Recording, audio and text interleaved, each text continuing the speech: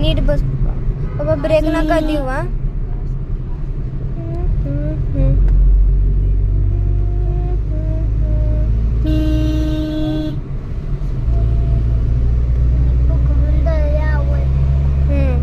पकडून बस.